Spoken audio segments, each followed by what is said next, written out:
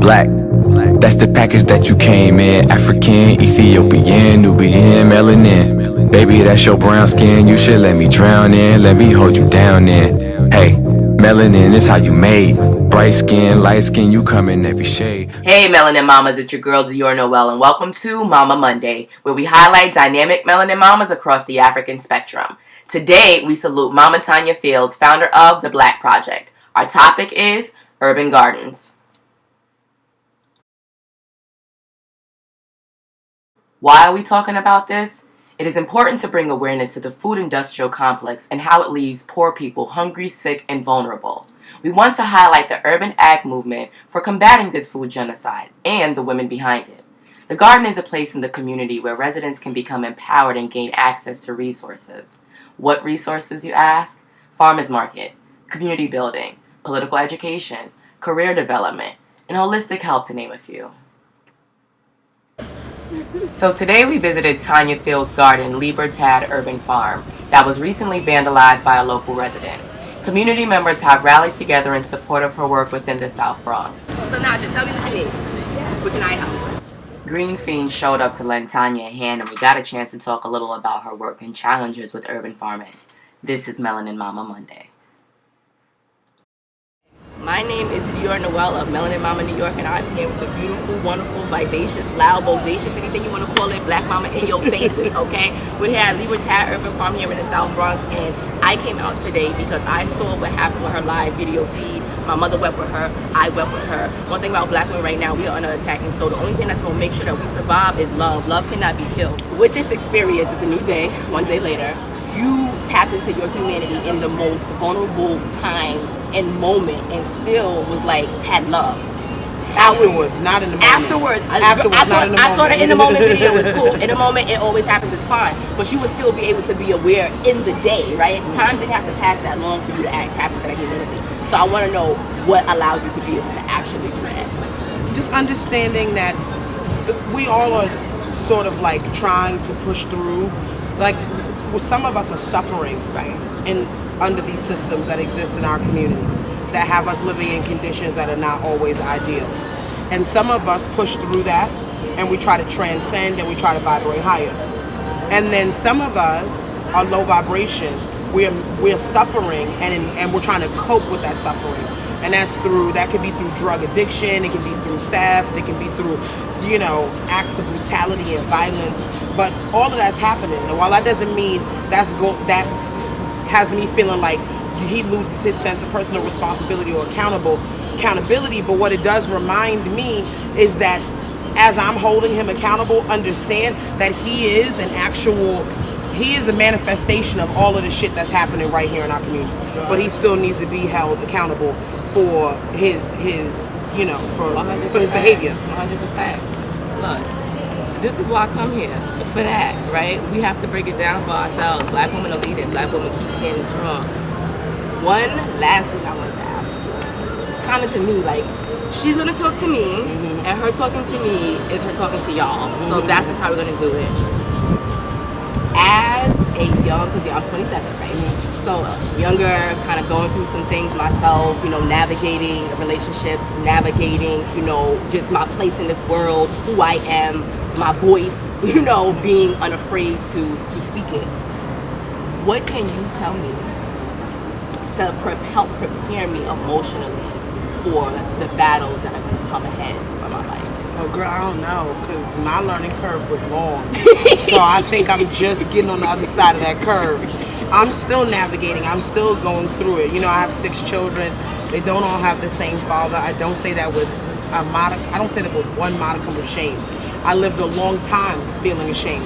So if I think I had one thing to say to you was to live, to be present, to be in that moment, to be considerate and aware of the people under which you, of whom you live with, right? But don't let what you think other people think about you dictate how you navigate this world. I wasted so much time staying in relationships, pulling out of relationships, jobs I didn't take, places I didn't go to, places I did go to, based on what I thought others thought about me. What anyone else thinks about you was none of your business. And here I am, you know, 6 weeks away from my 36th birthday, and I still have to be intentional about being like, that doesn't matter to me. What somebody else thinks about the choices that I'm gonna make, that they will ever, like, they're not gonna have the repercussions of those choices will never fall at their feet, right? People just gonna talk because they want to talk, because they want to have something to talk about, because it makes them feel better. Whatever the situation is, whatever their reasoning is, right? You have to have the expectation and the desire to live your life fully and wholly. The one thing that I think a lot of black women have to start realizing is that this world has tried to make us flat and one-dimensional, right? While uplifting white women as these like complex, multi-layered folks. How many times have we seen these like eat, pray, love and all that kind of stuff? And when we look at representations of us, it's a trope, right? The angry black woman, the mammy, all of these types of things. We are just as layered, just if not more as complex, and we have every right to say that we are multifaceted individuals. We absolutely can be in the boardroom and out in our communities, right? We can have that homegirl demeanor and still walk into a room full of men and talk about our businesses. So we have to understand, we can make mistakes. We're entitled to make mistakes. We're human beings, right? Someone says that black people are inferior, and then we spend 20 years trying to prove that we're not inferior. Someone says that we have no culture, and we spend 30 years trying to show them we got culture. It's a distraction. Or you can choose to say, fuck it, fuck y'all, and go on about your business and do what you gotta do. It's totally up to you. And that's exactly my point. You get to choose the way to live your life the way you see fit. I think that's probably the only and the biggest thing I can tell you, because what worked for me may not work for you. Our choices are going to be different based on the way in which we lived our lives. It's going to be colored by our different experiences. But I think the one thing that's universal for us to remember is that we are whole human beings with many layers, and that we have the right, and we should demand the right to live fully as whole, complex individuals, right? And I think that a lot of our liberation is going to be wrapped up in that, understanding that we have the right to be different. We don't have to be one monolithic group of people. To cast off respectability politics and to live our lives in the ways that are affirming for us, while being self-aware and while understanding that that doesn't then mean that you get to abuse and degrade or marginalize other people for not making similar choices. Yes. Listen, thank you. She be wrapping it up like Tanya talks. I can talk, but Tanya be talking, okay? That Libertad Urban Farm, we doing this, we out here. Thank you, Tanya. I appreciate it. You're welcome. Balls in the eyes, I know you don't want to do it, but we're going to make sure that these edits going to make you look as glamorous as possible. Give me the soft glow, soft focus. Soft focus. Give me soft focus. It's all love. I love you. Thank you. Thank you for doing this work. Thank you. We here, y'all. Bronx Light. We coming up, you know what I'm saying? Get your money up. We about to invest in the South Bronx and take it over. Let me show you how this real empire builds it. We out. Melanin Mama, New York. Black, that's the package that you came in. African, Ethiopian, Nubian, melanin. Baby, that's your brown skin. You should let me drown in. Let me hold you down in. Hey, melanin is how you made. Bright skin, light skin, you come in every shade. Girl, everybody knows from your head to your toes. Even how you wear your clothes, how you looking, how you pose. You divine, girl, elegant. Oh, you must be heaven sent. You should run for president. Girl, you know it's evident. Let's look at the evidence. Girl, you are a queen.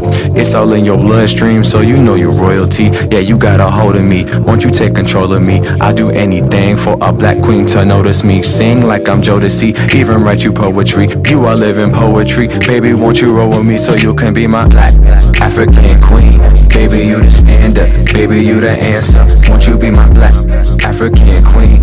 Baby, you the standard. Baby, you the answer. You should be my black African queen. Baby, you the standard. Baby, you the answer. Won't you be my black African queen? Baby, you the answer.